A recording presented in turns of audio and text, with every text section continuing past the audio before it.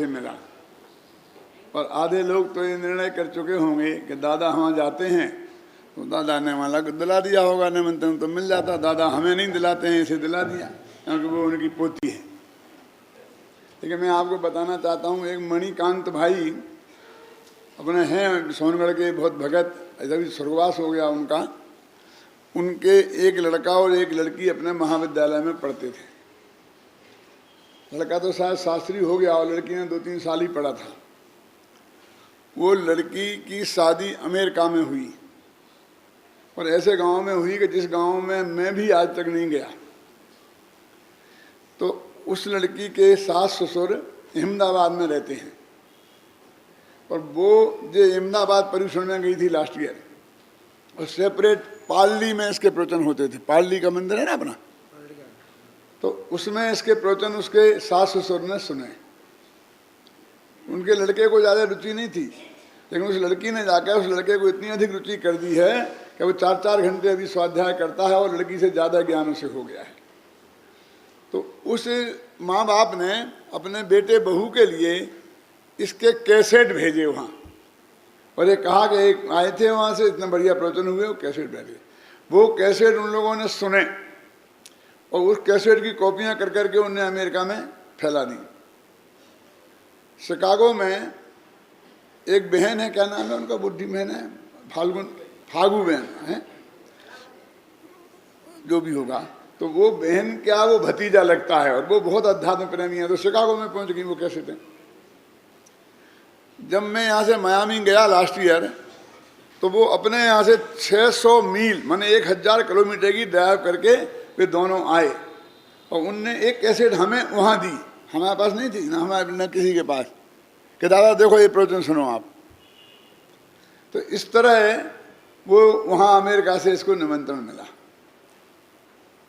और हम उन लोगों को तो जब इन लोगों का निमंत्रण स्वीकृत कर लिया तब पता चला, क्योंकि इसके पिताजी विपिन हैं, उनका वहाँ पर अमेरिका में काम है, शोरूम है सेंट लुइस में। तो इस तरह से इनको निमंत्रण कि जो कपड़े खोलते खोलते जिनको मोक्ष हो गया, क्यों, ये उन लोगों की समझ में अभी तक नहीं था। और इसने अपने प्रयत्नों से, भाषा से, व्यवहार से उन्हें ये बात समझाई कि अकेला सब कुछ छोड़ दो। बस में गुरुदेव ने सब कुछ छोड़ दिया था इसलिए वे हो गए, बेंसी ने छोड़ दिया था इसलिए वे हो गई। अब हम और बाकी कोई हो ही नहीं सकता। अब इसलिए हम मान लो धोती कुर्ता पहने हैं, टोपी लगाए हैं, तो हम तो उनके सामने हो ही नहीं सकते। तो होने का तो सवाल क्या है।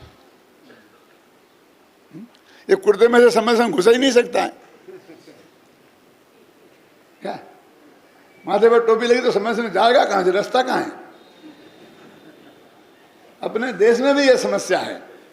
7 तकिया लगा के ऐसा बैठा तो समय दृष्टि, जब तक वो ऐसा न बैठ पावे तो समय दृष्टि नहीं होता। हमारे देश में भी ये बात बहुत समझाने की जरूरत है कि वास्तव में धर्म का जो क्रमिक विकास है वो समझाना जरूरी है। क्रमिक विकास के बिना ऊपर जो जाएगा, मैं कहता हूँ वो गारंटी से 90% तो रॉन्ग होगा और होगा। मैं बात ज़्यादा नहीं कहना चाहता हूँ, लेकिन ये बात मैंने खेमचंद भाई से, बाबू भाई से खूब खुल करके चर्चाएं की हैं इस मामले में। और मैं कई दफ़े बताता भी हूँ, भगवान वगैरह सबको बताता रहता हूँ, भरी सभा में नहीं बताना चाहता हूँ। ख्याल में है ना कि मार्ग क्या है। मार्ग तो सम्मा दर्शन से होके गुजरता है। मार्ग तो चौथे गुणस्थान से होके गुजरता है। 5वां गुणस्थान है, 6वां है, 7वां है ना। यहाँ में तो 6वां 7वां ख्याल में है ना। तो इसके आगे अभी होता नहीं है। और 6वां 7वां भी दिगंबर समाज से नग्न दिगंबर दशा के बिना होता नहीं है। अभी तक कोई नग्न दिगंबर तो है नहीं। तो जो कुछ भी खेल होगा धर्मात्माओं का 4थे और 5वें में ही हो ही सकता है। क्यों। और 5वें का भी सवाल नहीं है, क्योंकि 5वें की जो मर्यादाएं हैं वो भी अभी कोई भी मुमुक्षु पालता हो मुझे भरोसा नहीं है। माँ महान संत अपने को सम्मा दृष्टि पालने वालों की बात कहता हूँ मैं, वे भी उसकी जो मर्यादाएं हैं वो पालते नहीं हैं।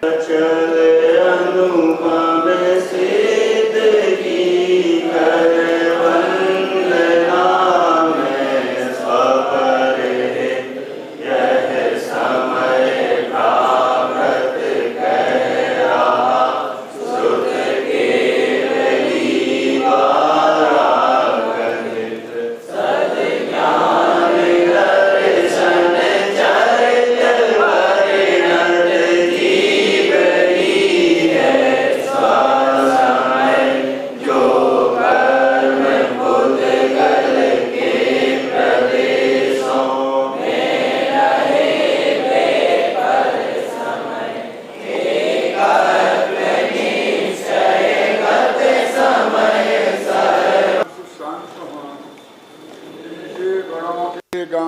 हैं वे वर्धमान महान जिन विचरे हमारे ध्यान में। समय सार परमागम की दूसरी गाथा पर चर्चा चल रही है। समय सार की एक एक गाथा में कितना मर्म भरा है, इसकी कल्पना उसका निरंतर अभ्यास करने वाले को भी नहीं होती है। ये शिविर आरंभ नहीं हुआ उसके पहले यहाँ पर एक विद्यार्थी का जो प्रवचन था और उसने दृष्टि के विषय के बारे में कुछ बोला, बहुत अच्छा बोला, प्रवचन बहुत अच्छा था, लेकिन उसमें मुझे लगा कि इसकी समझ में कुछ गड़बड़ है। उसमें जो कमेंट्स हुआ उसमें भी कोई उस पर टिप्पणी नहीं की गई थी। तो मैंने कमेंट्स करने वाले को और विद्यार्थी को अपने पास बुलाया और उससे वो बात समझने की कोशिश की। फिर मैंने उससे ये समझने की कोशिश की कि ये तुम्हारे पास आया कहाँ से, मुझे वो स्रोत चाहिए। इसलिए नहीं कि मुझे किसी को एक्शन लेना है, इसलिए कि मैं स्रोत को ठीक करूं तो बाकी सब ठीक होगा। मुकुंद भाई, क्यों? नहीं तरह वो कहीं से किसी के दिमाग में कीड़ा लगा होगा और वो ऐसे ही फैलता रहेगा और हमारे महाविद्यालय के नाम से फैलता रहेगा और उसमें मेरे नाम से भी फैलता रहेगा। सब स्पष्ट किया और मेरे को तीव्रता से विकल्प आया कि अब दृष्टि के विषय पर एक दफ़े फिर व्याख्यान करना चाहिए विस्तार से, कि जिससे सबके दिमाग में, और साल में एक दफ़े करना चाहिए, जो नए नए विद्यार्थी आते हैं उनके दिमाग में सब बात स्पष्ट होती जाए। तो इस शिविर में ये आया कि उस पर व्याख्यान किए जाएं, ख्याल में है ना। तो सोचा था कि अभी पहली मैंने पूछा भी उस शिविर में कितना तक हुआ था समय सारा, अपन ने शुरू से किया है, तो पहली गाथा तक हुआ था। तो मैंने कहा 2-3 गाथा में तो कोई माल है नहीं, तो एक आध व्याख्यान में पहुंच के वहाँ पहुंच जाएंगे और फिर उस पर व्याख्यान करेंगे। और अभी तो दूसरी गाथा में इतना माल निकल रहा है कि अभी तो उसमें से ही नहीं निकल पा रहे, ख्याल में है ना। और वो वैसे अभी रह गया है, मैं करूँगा आगे, हो सकता है शिविरों में करूँ, हो सकता है अपने महाविद्यालय के, मेरी तबीयत ठीक नहीं उस हिसाब से यहाँ करूँगा जरूर। और फिर अन्ना जी ने कहा कि द्वारा भी किताब भी द्वारा लिखेंगे, जो अपनी दृष्टि की विषय किताब है उसको और प्रमाणित करके लिखेंगे। मैं ये बात इसमें वो संकेत आपको बताना चाहता हूँ जो बाकी रह गए हैं, क्योंकि ज़्यादा पढ़ेंगे अपन इसको तो फिर आगे बढ़ ही नहीं पाएंगे। स्वसमय और पर समय की बात शुरू हुई थी, तो स्वसमय क्या है और पर समय क्या है। स्वसमय में सिर्फ एक शब्द मुझे आपको दिखाना है, बाकी मैं पर समय की बात करूँगा। देखो पढ़ते हैं यहाँ, जब यह समय माने जीव नामक पदार्थ सब पदार्थों को प्रकाशन करने में समर्थ केवल ज्ञान, ये तो कल हुई थी ना बात, को उत्पन्न करने वाली जो भेद विज्ञान ज्योति, यानी केवल ज्ञान को उत्पन्न करने वाली एकमात्र भेद विज्ञान ज्योति है, कोई क्रियाकांड नहीं है। भेद विज्ञानता सिद्धा सिद्धा एकिल केचना और तस्सई भाव तो बद्धा बद्धा एकिल केचना, ख्याल में है ना। तो भेद विज्ञान ज्योति के उदय होने से, अब ये उदय हुई भेद विज्ञान ज्योति, अभी केवल ज्ञान नहीं हुआ, लेकिन ये भेद ज्ञान ज्योति जो केवल ज्ञान पैदा करने की ताकत रखती है, उसके बीज स्वरूप है, वो अभी पैदा हो सकती है। केवल ज्ञान भले ही नहीं हो जाएगा, एक भव में फर्क क्या लगता है। नारकियों का और देवों का कितना लंबा भव होता है, और विदेश क्षेत्र आदि के लोगों का भी लंबा भव होता है। अपना तो कितना बढ़िया है, 10-5 साल में खत्म, उसमें क्या है कि साहब इस भव में नहीं हो, अगले भव में हो, तो अगले भव में 10 साल। कौन से सागरों हैं, रोए तो भेजो सागरों हैं। तो मैं ये बात कहता हूँ ना कि साहब हम तो ये भावना भाते हैं कि हे भगवान, हे गुरुदेव, हम आपके साथ ही मोक्ष में जाएं। मैं हमको ये बात स्वीकार नहीं है, हम क्यों इतनी देर करेंगे। वे तो जाएंगे स्वर्गों में, सागरों तक रहेंगे, इतना पुण्य करके गए हैं, फिर जाकर के कहीं वहाँ कहाँ जाएंगे, फिर तीर्थंकर होंगे। इतने चक्कर में हम क्यों चक्कर में पड़े। हमने देख सागरों पर्यंत समय बिताने के लिए हमारे पास समय नहीं है। जैसे सागरों तक संसार में रुलने की भावना है, उसे ये पता नहीं पड़ता कि मैं क्या कह रहा हूं। एक पॉइंट समझ में आया ना, संसार में सागरों रहने का उसका संकल्प है।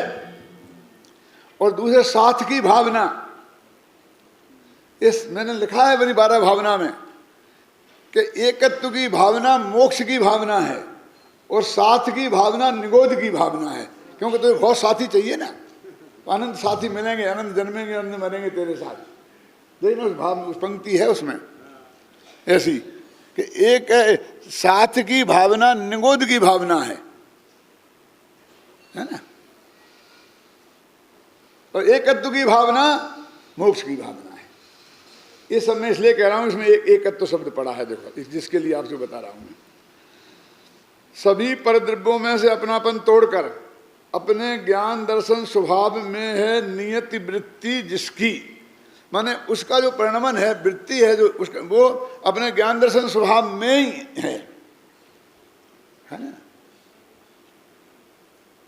नियत वृत्ति जिसकी ऐसे आत्म तत्व में एकाकार होकर प्रवृत्ति करता है, तब देखो दर्शन ज्ञान चारित्र में स्थित होने से अपने स्वरूप को एकत्व रूप से एक ही समय में जानता और परिणमता है। ये शांति जी, ये एकत्व माने क्या है? ये वो अपनापन, वो तन्मय, ये तन्मयता है, इसका अर्थ है तन्मय। कि ये मैं हूं ऐसी बुद्धि पूर्वक परिणमन करता है। क्या वो आत्मा को में ये मैं हूं इस ऐसी बुद्धि पूर्वक परिणमन करना, वो है तन्मय होके जानना ख्याल में, इसलिए वो निश्चय है। और परकों में ये मैं हूं ऐसी बुद्धि पूर्वक परिणमित नहीं होता है, पर में सब जानता है। रात को व्याख्यान में आई थी बात कि ये तो जड़ की क्रिया हुई, जो अपने शरीर से वृत्तोपवास वगैरह किए, अपन ने जो भी किया, और एक वो शुभ भाव हुआ, दूसरों को हमने बचाया। तो एक तो वो हमने दौड़ के गए और किसी को बचा लिया गड्ढे में से गिर के, तो ये तो शरीर की क्रिया हुई, ख्याल में है ना। और फिर हमारे को उसको बचाने का शुभ भाव हुआ, तो ये आत्मा का भाव हुआ, ख्याल में है ना। तो उस जड़ की क्रिया का करता तो भगवान आत्मा तीन काल में ही नहीं है, यानी तुमने दौड़ के तो उसे पकड़ के तो बचाया ही नहीं है, जिसकी फिल्म है। कैसा आप कैसी बात करते हो, लेकिन वो तो तूने कुछ किया ही नहीं है, उसमें तेरा कोई कर्तव्य तो होता ही नहीं है। कि फिल्म है ना, कि हाँ है ना फिल्म लाओ दिखाओ कि देखो ये दौड़ के बचा रहा हूं ना मैं, ये दौड़ के जा रहा है, ये तू है, जिसको फिल्म में आया है वो तू है। हम उसको करता तो हम भी मान रहे, जो दौड़ के गया है और हाथ पकड़ के जिसे उसने बचाया है, वो उस जड़ की क्रिया का करता है, वो जड़, वो तो हम मान रहे, हमें क्या दिक्कत है। ये तेरी फिल्म हमारे क्या काम आई? इसने तो ये सिद्ध किया कि ये शरीर पुदगल गया दौड़ के, ख्याल में है ना, कि नहीं सब हमें बचाने का भाव हुआ था, वो तो हमने किया। कि हाँ तुमने किया, हमें कब ऐतराज है। लेकिन शास्त्र में ऐसा लिखा है कि जो उस राग का कर्ता अपने को माने उसे अज्ञानी कहते हैं। बोल तूने किया तो मान ले, बता हम क्या कहें, परिभाषा है अज्ञानी की। ज्ञान भाव ज्ञानी करे, अज्ञानी अज्ञान, तो राग भाव अज्ञान भाव है कि ज्ञान भाव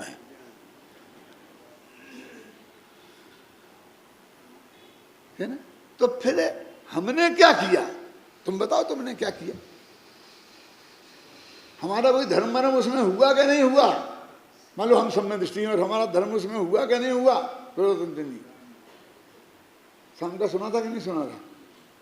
सुना था, तो फिर क्यों याद नहीं आ रहा? वो ये कहते हैं कि हमने उस वक्त उसे जाना, तो ये जो हमने उसे सिर्फ जाना, तो हम उस जानन क्रिया के कर्ता हुए और वो हमारी हुई, ख्याल में है ना। और हमने उसे जाना, उसके कर्ता नहीं बने, ख्याल में है ना। काय के वो जो दौड़ के शरीर गया था बचाने के लिए उसके, और जो राग हुआ था उसके, भगवान आत्मा के नहीं। इसके जो जानने का काम हुआ वो मेरी भगवान आत्मा में हुआ और उसका कर्ता मैं हूं। तो निर्मल पर्याय का कर्ता हुआ ना आत्मा। गुरुदेव फरमाते ना कि निर्मल पर्याय ने शामिल करी ने बात छे। उस ज्ञान परिणाम का कर्ता भगवान आत्मा है जो जाना। कौन किसको जाना?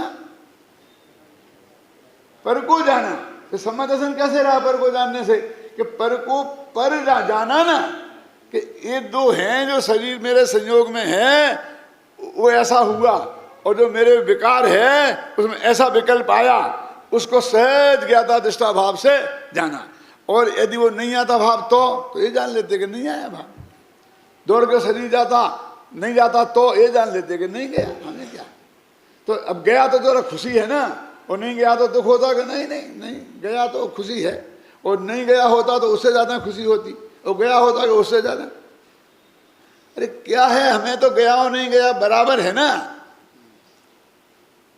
क्यों? क्या हमारा काम तो कम ज्यादा होता ही नहीं ना।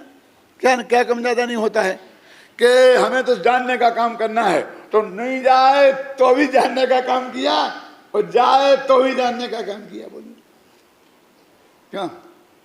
इस शिविर में आप इतने लोग आए, हॉल भर गया, तो हमने क्या किया? जान लिया कि साहब नहीं आते तो हार्ट अटैक हो जाता हमें।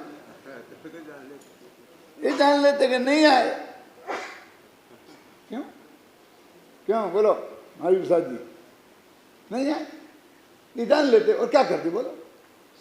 ये जान लेते कि अभी हिंदुस्तान में ऐसे 37 पुण्य वाले लोग नहीं हैं कि जिनके कान में ये इतनी गंभीर तत्व ज्ञान की बात पढ़नी है। बस और क्या जानना, क्या करें? और क्या, और उससे ज्यादा क्या हो सकता? आप क्या समझते हो?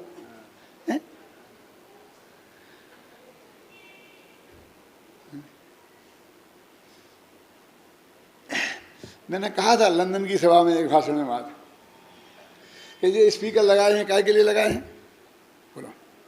ये स्टेज लगाई है मेरी इतनी ऊपर काय के लिए लगाई है? मेरी तरक्की होगी इसलिए?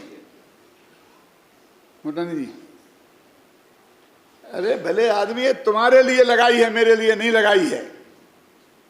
मैं थोड़ी स्पीकरों से सुनता हूं। मेरे तो मेरा गला पकड़ते हैं ये, और सामने तो बंदूक की गोली जैसे लेके खड़े रहते हैं।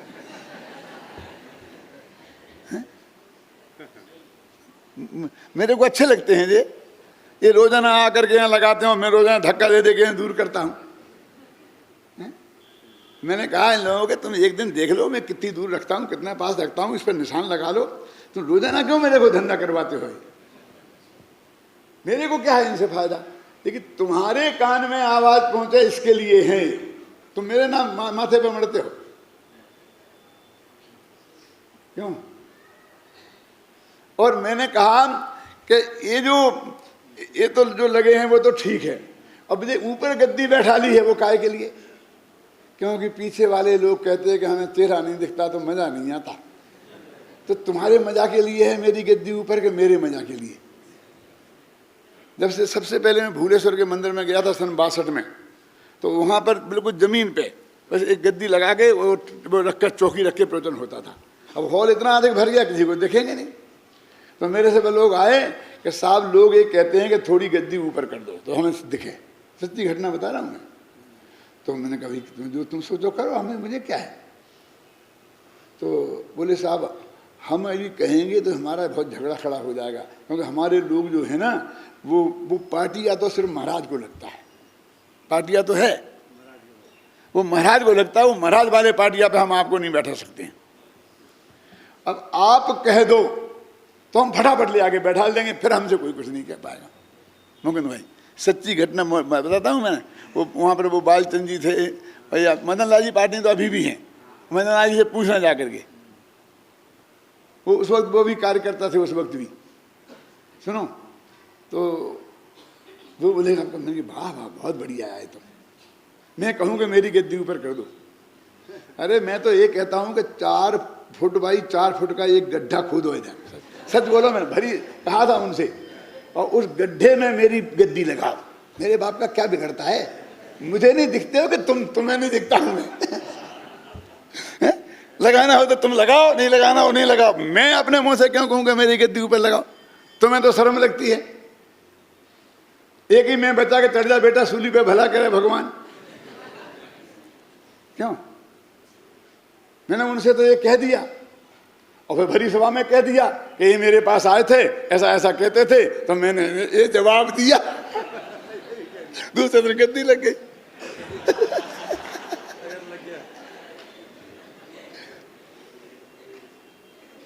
तुम क्या समझते हो? मेरी समझ में नहीं आता है कि हमारी गद्दी नीति होगी तो हम छोटे हो गए, हमारी गद्दी 1 फुट ऊपर होगी तो हम बड़े हो गए, हमारे पास 10 स्पीकर लग गए तो हम बड़े हो गए। क्यों? ये तो आपकी अपनी व्यवस्था के लिए है कि नहीं साहब, पंडित जी साहब आपका व्याख्यान करा पाते हैं तो 2000 रुपये तो स्पीकर में लग जाते हैं, फिर इतना इतना ही लग जाते हैं, ये बनाना पड़ता है, पंडाल लेना पड़ता है, हॉल बुक करना पड़ता है, तो भाई 25,000 रुपये रोज पे आता है ना मगन भाई, 3 लाख खर्चा होंगे पंडित जी आप पे, मेरे पे क्या आप पे? वो एयर कंडीशन हॉल मुझे चाहिए कि आपको? गर्मी आपको लगती है मुझे? अरे वो तो हमारे घर के है, वो हम पे किया है हमने, वो मंदिर पर नहीं किया, वो धर्म पर नहीं किया, वो भगवान पर नहीं किया।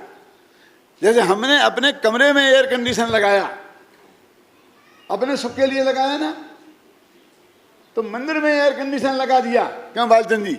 भगवान को गर्मी बहुत लगती होगी, पसीना आ जाता होगा बेचारों को। क्या है इस जगत का स्वरूप? एक गांव की सच्ची घटना बोलता हूं मैं कि भगवान को पसीना आ गया। छाबड़ा जी तुम्हारे इंदौर की है, हाँ सच्ची बात, पसीना आ गया भगवान को।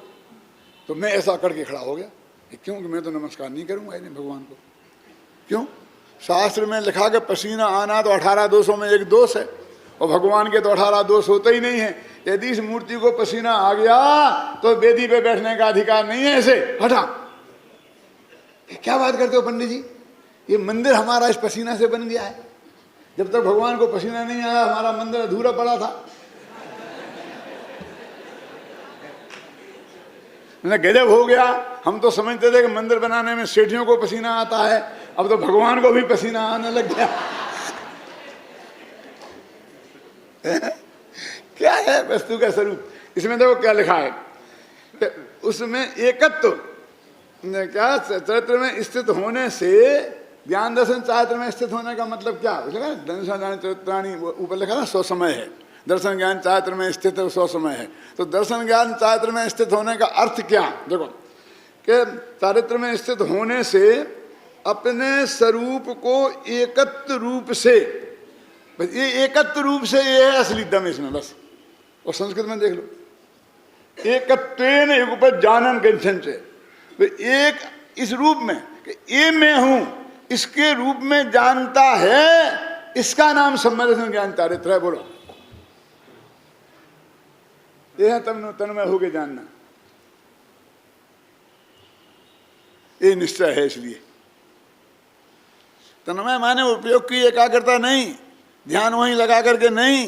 ये तो युद्ध के मैदान में जब शत्रु को बाण की वर्षा कर रहा है, और ऐसा बाण वर्षा कि जो चूका ही नहीं, इतना निशाना, उस समय वो अपने भगवान आत्मा को एकत्र रूप से जान रहा है और एकत्र रूप से परिणमित हो रहा है, क्योंकि सम्यक ज्ञान चारित्र उसके हैं, अन्यथा सम्यक ज्ञान चारित्र हो ही नहीं सकते। इसका नाम है सम्यक दर्शन चारित्र में स्थित। अब देखिए यहां तो लिखा इसमें स्थित, सम्यक दर्शन ज्ञान चारित्र में स्थित, और प्रवचन सार में लिखा क्या है? आत्म स्वभाव में स्थित, ऐसा शब्द है ना। कौन सी गाथा है बोलो? 93 गाथा है ना, बोलो। स्वसमय पर समय की प्रवचन सार में, इसमें नहीं। प्रवचन सार में उसमें है आत्म स्वभाव में स्थित, उसका नाम स्वसमय है। पज्जर मुड़ा तो पर समय है। अब अपन स्वसमय की बात करते हैं। वहां ऐसी गाथा कि आत्म स्वभाव में स्थित उसका नाम स्वसमय है। 93 बोलो, पढ़ो।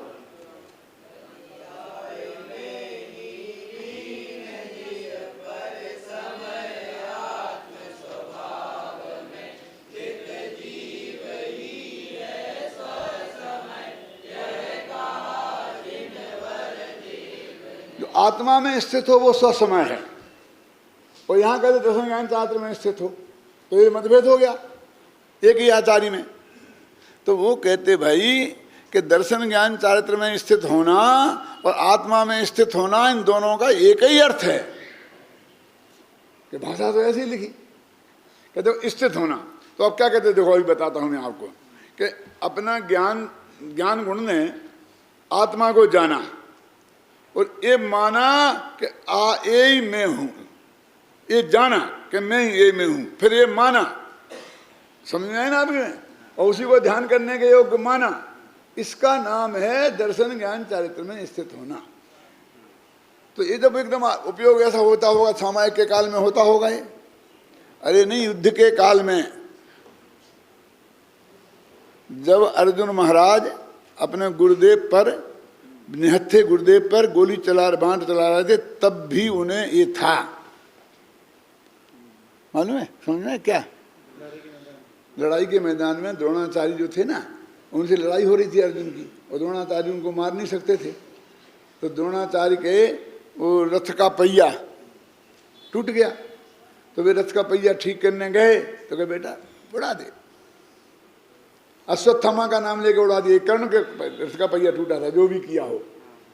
तो उस समय भी वो ज्ञान दर्शन चारित्र में स्थित है, उस समय वो स्वसमय है, वो चौथे गुणस्थान में तो स्वसमय है।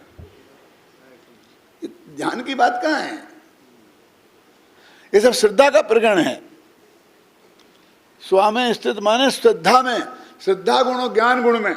ज्ञान गुण में देखो, जब आप सारे लोकालोक को जान रहे हो, उस समय भी प्रकट पर्याय में ये भगवान आत्मा को जानता है, और ये जानता है कि ये मैं हूं, इसका नाम सम्यक ज्ञान है, तब कायम है वो। यदि ये गया तो मिथ्या दृष्टि हो जाए गारंटी से। हाँ साहब, उपयोग में लब्धि, क्यों उपयोग लब्धि के चक्कर में पड़ते हो, पर्याय में कह रहा हूं ना, कोई ना कोई रास्ता खोजना चाहते हो, क्योंकि तुमको नहीं जानना कहना है, तुम्हारे पेट में ये पाप है। मैं तो सिर्फ इतना कहता हूं, जानता है ना। कैसा वो बहुत उदाहरण है बढ़िया द्रोणाचार्य का, उनका, हे अर्जुन तेरे को क्या दिखता है, मैं दिखता हूं कि नहीं, ये दिखता है कि नहीं, अकेली चिड़िया की आंख कि बेटा पास हो गया, बिना ही मारे वे सब फेल हो गए। ठीक है, अरे क्या ठीक है, तुम क्या समझते हो। मैं पूछता हूं कि सचमुच अर्जुन झूठ नहीं बोल रहा है, अर्जुन को गुरुजी नहीं दिख रहे होंगे उस वक्त, अर्जुन गुरुजी की बात सुन रहा था कि नहीं, और गुरुजी को जवाब दे रहा था कि नहीं है? और अब परीक्षा मुख सूत्र बोलता हूं कि अर्जुन ये जान रहा था कि नहीं कि मैं वो भेद, क्या कर रहा हूं, चिड़िया की आंख का भेदन कर रहा हूं। तो मैं कर रहा हूं, वे जानते थे कि नहीं, मैं एकाग्रता से कर रहा हूं, वे जानते थे कि नहीं, मैं बाण से कर रहा हूं, वे जानते थे कि नहीं, चिड़िया की आंख को भेदन कर रहा हूं, वे जानते थे नहीं। कौन सा सूत्र है बोलो, हैं? सब बोलते हैं एक साथ, देखो अब क्या श्रोताओं में बोलो कोई, कर्म बत कत्रीकरण क्रिया प्रतीते, जैसे वो कर्म, जैसे बोलते हैं ना कि वो जो आंख जिसको भेदन करना है वो कर्म है, तो उसके समान कर्ता, करण और क्रिया, ये तीन भी ज्ञान के गे बनते हैं। ये माणिक नंदी आचार्य लिखते हैं, वो कहाँ अर्जुन नहीं बनता है, कैसे नहीं बना अर्जुन के, बहुत स्थूल उदाहरण है, वो मर्म को स्पष्ट नहीं कर सकता, वो तो बहुत स्थूल बात है। कोई ज्यादा उपयोग उधर को लगाया था और अंदर में नहीं लगाया था, ख्याल में आया कि नहीं आया। अब हमने वो मान लिया दो समय, एक समय दो को जान नहीं सकता है, और फिर हम क्या करें, अब पर के समय जानेगा तो स्व को नहीं जानेगा, स्व के समय जाने तो पर को नहीं जानेगा, तो हमने पर को जानना स्व के जानने का विरोधी बना लिया।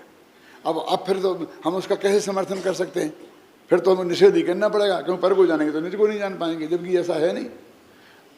बात तो ऐसी उल्टी है कि स्व को जो नहीं जानेगा वो पर को नहीं जानेगा, और जो पर को नहीं जानेगा वो स्व को नहीं जानेगा, है ना गाथा समय सार में। बोलो कौन सी गाथा है, जो जीवम जानन तो हबी मिथ्या दृष्टि है ना। कहाँ गया वो पहलवान हमारा, है है ना गाथा। जो जीवम अजीवम अजानन, तो जीव अजीव को नहीं जानता है वो सम्यक दृष्टि कैसे हो सकता है।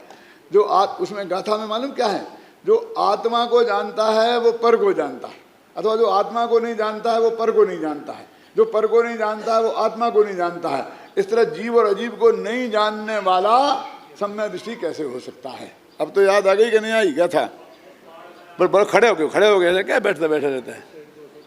हाँ चल बोलो स्पीकर में जरा जोर से, खड़े हो गए।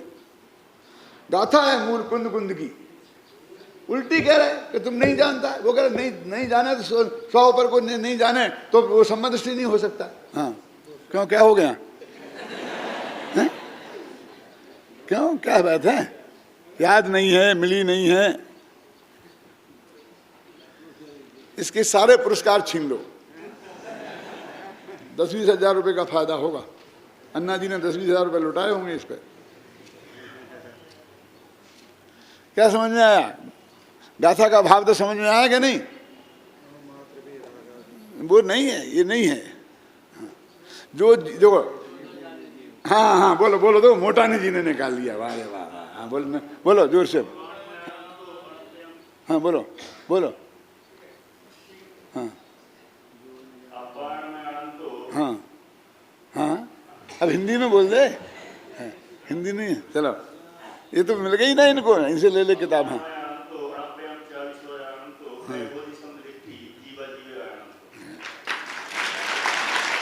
अब बोलो मुटानी जी, अभय जी तुम बोलो ना।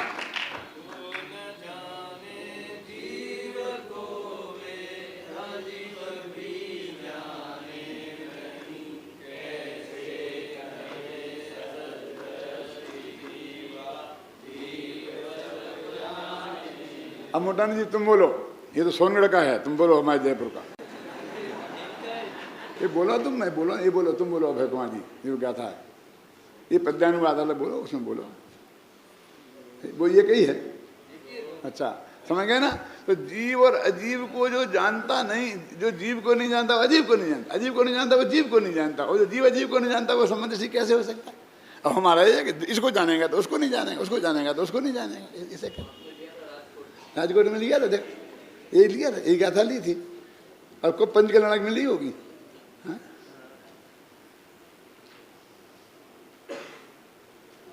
कितना स्पष्ट शब्दों में है। देखो अभी अब जो मैं बोल रहा हूं ना, ज्ञान दर्शन चारित्र में स्थित होने से इसको हेतु बनाया, और अपने स्वरूप को एकत्र रूप से, स्वरूप को एकत्र रूप से यही मैं हूं, अपना जो त्रिकाली स्वरूप है उसमें एकत्र रूप से एक ही समय में जानता है और परिणमता है। क्योंकि परिणमन तो रुक सकता ही नहीं ना। ये क्षेत्र से क्षेत्रांतर रूप परिणमन की बात नहीं है, ये काल से कालांतर रूप परिणमन की बात है। इसलिए ये स्वसमय कहलाता है। और अब देखो पर समय, यह पर समय अनादि अविद्या रूपी केले के मूल की गांठ के समान परिपुष्ट मोह के उदयानुसार प्रवृत्ति की अधीनता से दर्शन ज्ञान स्वभाव में नियत वृत्ति रूप आत्म तत्व से अपनापन तोड़कर परद्रव्य के निमित्त से उत्पन्न मोहराग द्वेषादि भावों में, भावों के कारण नहीं, भावों में एकता रूप से लीन होकर, एकता रूप से लीन होकर ये मैं हूं ऐसा मान कर लीन हुआ। वो लीन हो जाता चलता, लेकिन ऐसा मान के नहीं होता तो बिल्कुल सम्यक दृष्टि बना रहता है। यही मैं हूं, एकता रूप से लीन होकर प्रवृत्त होता है, तब पुद्गल कर्म के प्रदेशों में स्थित होने से युगपत ही पर में एकाकार होकर जानता है और परिणमता हुआ पर समय कहलाता है। हुआ? देखो मैं आपसे कह रहा था कि ये जो सम्यक दर्शन का जो स्वरूप है वास्तव में अपने वो त्रिकालीय स्वभाव में अपनापन है, तो फिर जानने की शर्त क्यों लगा रहे? वो सम्यक ज्ञान का स्वरूप है भाई साहब, और सम्यक साथ है ज्ञान हो पे भिन्न, दोनों पैदा एक साथ होते हैं। तो ये उसे जानना है और ये मैं हूं ऐसा मानना है, ये नहीं, इसे जानना है और ये जानना है कि ये मैं हूं, और फिर इसे मानना है कि ये मैं हूं। 3 स्टेप हैं, होते एक साथ हैं, स्टेप नहीं पढ़ते हैं, लेकिन बोलने में तो स्टेप आए ना कि जान तो लो ऐसा और फिर मान लो ऐसा। ऐसा नहीं, वो जानने में भी ऐसा होना चाहिए। अच्छा एक बात, अब दूसरी बात, जब तक वो त्रिकाली ध्रुव में अपनापन एकत्व तो ये मैं हूँ बना रहेगा, सम्मदर्शन रहेगा कि नहीं रहेगा। तो इसी नियम के अनुसार जब तक वो भगवान आत्मा को एकत्र रूप से जानता रहेगा तब तक ही सम्यक ज्ञान रहेगा। एक समय को नहीं जानेगा तो मिथ्या ज्ञान हो जाएगा। तो एक समय सम्यक दृष्टि चौथे गुण स्थान में हुआ, सारे सम्यक दृष्टि, तो अनंत काल तक चाहे जितने पर को जाने वो, लेकिन ये जानता ही रहता है कि ये भगवान आत्मा है और ये मैं हूं। एक समय को वो तो मिथ्या दृष्टि हो जाएगा। मिथ्या दृष्टि होने का कैसे हो जाता हो, कैसे हो जाता हो, इतना होने के बाद कैसे हो जाता है, इतना होने के बाद कैसे हो जाता है, कैसे छूट जाता है, 11वें गुण स्थान से कैसे गिर जाता है। मैं बताऊं कैसे गिर जाता है, बताऊं अब भी बताता हूं। आप आज की दुकान में आज 10 लाख का माल आया है, वो रखा है, समझे ना आपकी। में तो रोजना ताला आप लगा के घर जाते थे, आज भी लगाया, लेकिन 3 दफे ऐसा हिला हिला के देखा कि कहीं गड़बड़ तो नहीं है, ख्याल में नहीं ना। अब तो पक्का हो गया ना, ताला पक्का लगा है, अब घर जाऊं। और वहां से चल करके आधा फरलांग चलते हैं, मैंने ताला लगाया कि नहीं लगाया, होता कि नहीं होता बताइए। ये क्या हुआ, कहाँ से आया, वो इतना माल रखा ना उसके अंदर, रोजीना विकल्प नहीं आता था। नहीं मैंने तो लगा दिया था, लगा। अरे नहीं, वो कहीं रह गया हो तो, अभी तो कोई ज़्यादा फलांग तो आए हैं, चलो देख लेते हैं, होता कि नहीं होता। तो अभी भगवान आत्मा को देख के आए, अंतर मुहूर्त नहीं हुआ, और देखा था कि स्वप्न आ रहा था। मैंने ऐसा भगवान आत्मा को देखा था कि स्वप्न में आया था भगवान आत्मा, ऐसा खत्म, संबंध सम गया उसी पर। संशय खड़ा हो गया ना, संशय वो आनंद वैसा खड़ा हो गया। फिर लौट के आए, तो अच्छी तरह से फिर देखा, 3 दफे कह रही थी तो लगाई था मैंने, गड़बड़ में लगा, फिर पक्के हो गए, फिर संबंध दर्शन हो गया, फिर गए। अब 1 किलोमीटर जाने के बाद लगाया कि नहीं लगाया, कितनी दफे हो सकता है, जितना अधिक माल अंदर रखा हो क्योंकि जेब तुम ज्यादा माल हो तो 50 दफे टटोलते हो कि नहीं टटोलते हो, है कि नहीं है कि नहीं है। तो इसका मतलब क्या है, तुम्हें संशय होता है कि नहीं। संशय नहीं आया तो बार बार जेब क्यों टटोलते हो। 10-5 लाख का माल जेब में रख के जाना, फिर क्या हालत होती देखना। तो ऐसे ही हजारों बार सम्मय दर्शन होता है और मिटता है। 6 सम्मय दर्शन और उपसम सम्मय दर्शन की ये हालत है, सम्मय दर्शन की। और 11वें गुण स्थान से, अब ये तो सम्मय दर्शन तो कौन सी छोटी सी चीज है, वो 11वां गुण स्थान तो कितनी निर्मलता हो गई। और वहां से पहले गुण स्थान में आ जाता है। मतलब कैसे आ जाता है, अन्ना जी से पूछो तो बताएंगे। एक वो कर्म होता है, नकाचित होता है, नृत्य होता है, वो ऐसे आ जाता है। मेरे पास सीधा सच्चा है कि उसके चित्त में भ्रम खड़ा हो जाता है। कहाँ लिखा बोलो है कुमार जी। हाँ देखो, मुनि 11 गुण स्थान चढ़ी और गिरते तहाते चित्त भ्रम ठानी। भ्रमत अर्ध पुद्गल परावर्तन किंचित काल ऊन परिमाणी। जो मिथ्यात्व के उदय भी उस वक्त आया है, ऐसा नहीं है कि नहीं आया है, लेकिन मिथ्यात्व का उदय तो पुद्गल में आया है। क्यों गिर जाता है कि वो एक ऐसा कर्म होता है, वो ऐसा वो छिपटेटा रहता है, उसे तुम कुछ भी करो, काय को उसको ले लेते तुम, वो होता होगा, हमें कोई ऐतराज नहीं है, लेकिन उसमें हमें कुछ करना नहीं है, उसमें हमारा कुछ चलता नहीं है, वो जैसा होगा होता रहेगा। तो फिर गिरे क्यों कि चित्त भ्रम ठानी, चित्त में भ्रम खड़ा हो गया। अब कैसे हो जाता तो मैंने बता दिया। ये कैसे खड़ा हो गया कि ताला लगाया था कि नहीं लगाया था, ये कैसे खड़ा हो गया बोलिए। ऐसा हो जाता है। तो आत्मा की तरफ से देखने की बात है। एकत्व, दोनों में जो एकत्व शब्द है ना, आत्मा में स्थित में। अब दूसरी बात वो प्रवचनसार की, जिसके लिए आपसे इतनी मेहनत करवाई थी कि आत्मा में स्थित उसका नाम स्वसमय, ख्याल में है ना लिखा। अब यहाँ आत्मा में यहाँ लिखा दर्शन ज्ञान चारित्र में स्थित, दर्शन ज्ञान चारित्र में स्थित स्वसमय है कि आत्मा में स्थित, कि भैया 2 काम नहीं है। दर्शन ज्ञान चारित्र में स्थित होने के लिए भी वो त्रिकाली ध्रुव भगवान आत्मा ये मैं हूं ऐसा जानना मानना पड़ता है और उसमें लीन होना पड़ता है, ख्याल में है ना। तो ये आत्मा में स्थित होना हो गया इसी का नाम। और फिर वो स्थित हुए तो क्या हुआ कि दर्शन ज्ञान चारित्र, तो दर्शन ज्ञान चारित्र में स्थित होना कह दिया। जो चीज पैदा हुई ना उसके होने से, तो एक को जो पैदा हुआ उसकी अपेक्षा कह दिया, एक को जिसके लक्ष्य से पैदा हुआ उसकी अपेक्षा कह दिया। इतनी सी तो बात है, काम तो एक ही बात, एक ही चीज को दो तरह से कहा गया है, दो काम नहीं हुए। बोलो बेटा माँ का कि बाप का? अभी तो बहुत सरल है ना, बेटा माँ का के बाप का? नहीं आया किसी की समझ में? सब दोनों का, ऐसा नहीं चलता। बताओ सच्ची सच्ची, मैं बताऊं? पीहर में माँ का, ससुराल में बाप का। क्या समझ में नहीं आई? अपेक्षा बताओ, बिना अपेक्षा के हम नहीं मानेंगे। हमारी ये बात समझ में नहीं आई, क्यों? कि देखो जब जाओगे पीहर में और कोई पूछेंगे कि ये लड़का किसका है, तो सब लोग बोलेंगे कमला का, बिमला का, है ना? कोई जमाई का नाम लेने वाला नहीं है। और जब ससुराल में वो होगी और ये कोई पूछेगा कि ये लड़का किसका है, तो कहें रमेश का, सुरेश का। इसलिए मैं कह रहा हूं पीहर में माँ का और ससुराल में बाप का। ये तो अपेक्षा है ना। तो रहा किसका? ये तो जब तुम तलाक लोगे तब पता चलेगा, अदालत निर्णय देगी। मैं क्या करूं? कल हम गए थे ना उसमें पत्रकार सम्मेलन में, क्या का पत्रकार, परसों मीटिंग थी हमारी कि वो संथारा से लेखना पे झगड़ा चल रहा है ना, कमेटी बनी, फिर कल पत्रकार सम्मेलन रखा, तो उसमें सब पूछते थे बार बार क्या, तो जवाब दे साहब कोर्ट में केस चल रहा है इसलिए हम इस पर कोई कमेंट्स नहीं कर सकते, जो कोर्ट कहेगी वो मानेंगे।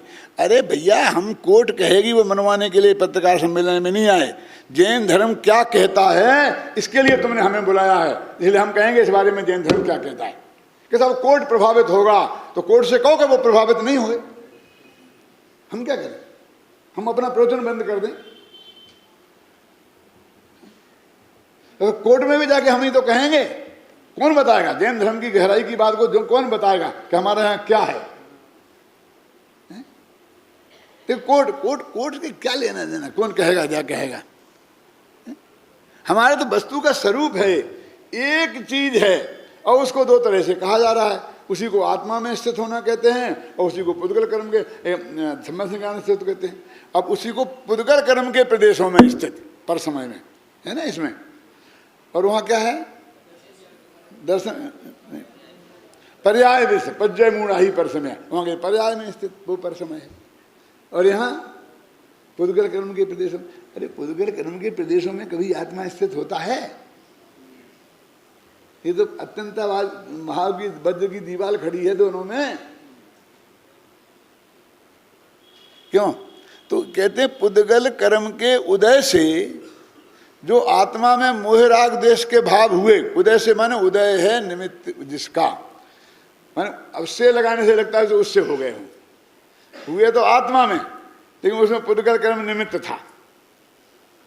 तो वो जो राग देश मोह भाव हुए वो अपनी पर्याय में पैदा हुए, तो कहते उसमें जिसकी एकत्व बुद्धि हो गई उसका नाम है पुद्गल कर्म के प्रदेशों में स्थित होना, और कुछ नहीं। वहाँ जाके बैठते थोड़ी पढ़ते हैं, वहां से वहां जाते हैं।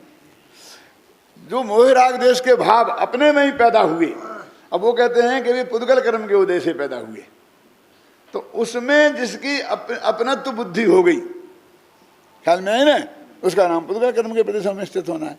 इसलिए और कोई पर में थोड़ी आत्मा स्थित होने जाना है। और यहाँ पज्जय मूढ़ा ही पर समय गया, तो राग देश मोह क्या है? वो पर्याय है ना भाई जी। और पज्जय मूढ़ा माने मैं पर्याय रूप हूं, ऐसा माना तो पज्जय मूढ़ा हो गया। और पज्जय मूढ़ा के लिए कौन से सिंह लगाने हैं? और वहां तो लिखा है मैं मनुष्य हूं, देव हूं, नारकी, इस पर्याय को लिया है, केवल ज्ञान की पर्याय को नहीं लिया है, ना समझने की पर्याय को लिया है, कौन असमान जाति पर्याय ली है। उसमें ये मानता है कि ये मैं हूं, मैं मनुष्य हूं, इसका नाम है पर समय। तो क्या करें हम? अपने मनुष्य नहीं माने, गधा माने, कि फिर भी पर समय मिटोगे, गधा मानोगे तो भी। तुम क्या समझते हो? मनुष्य नहीं मानेंगे तो गधा मान लेंगे तो पर समय मिट जाओगे, क्योंकि मनुष्य एक पर्याय है, गधा एक पर्याय है, क्या फर्क पड़ा? टोनामल जी की भाषा में, स्वर्गाधिक नहीं होगी, नरकाधिक चला जाएगा, क्या फर्क पड़ता है, नरक नहीं होगा, स्वर्ग चला जाएगा। अरे रहेगा तो संसार की संसार में, ये काहे को पुण्य के गीत गाते हो, ए मिलेगा ए मिलेगा, क्या होगा, थोड़ा ऊपर चला जाएगा, थोड़ा नीचे चला जाएगा। हमको ऊपर नीचे जाने में कोई रस नहीं है, हमको तो मोक्ष होने की बात में रस है।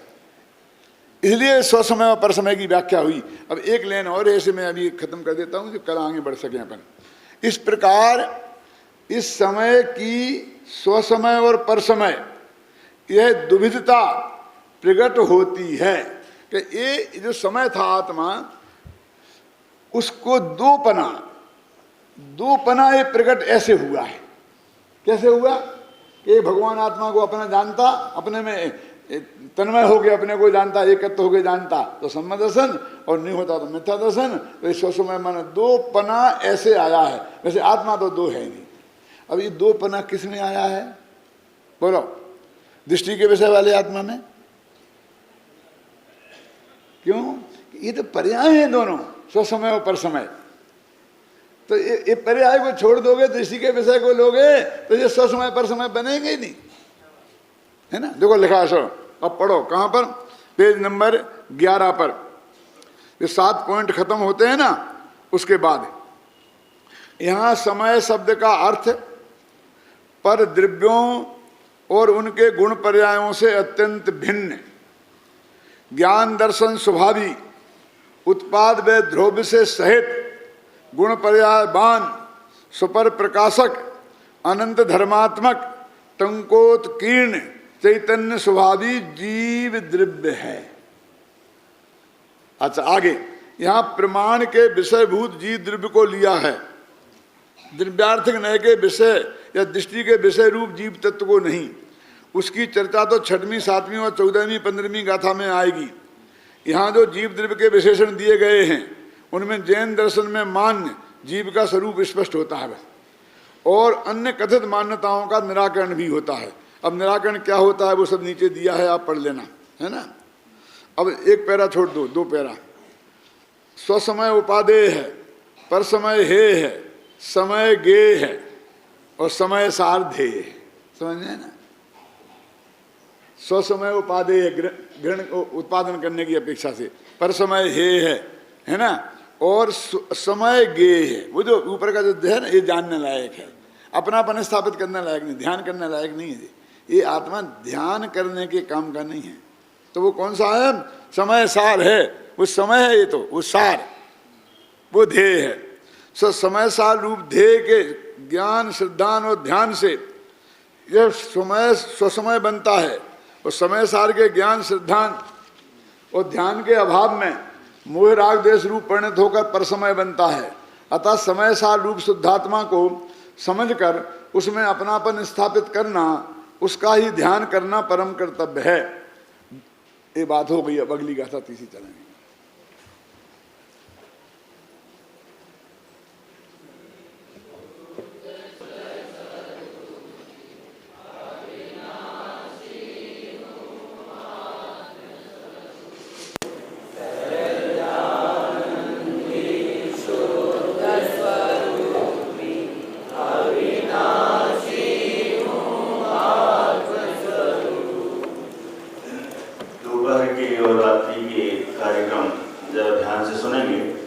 अवश्य पधारें, और जब गोष्ठी शुरू हो तो जो भी वक्ता बोले उसको शुरू से ही सब लोग मिलें, और आप लोगों को शुरू से ही सभी का वक्तव्य सुनने को मिले, ऐसा विचार किया गया है। इसलिए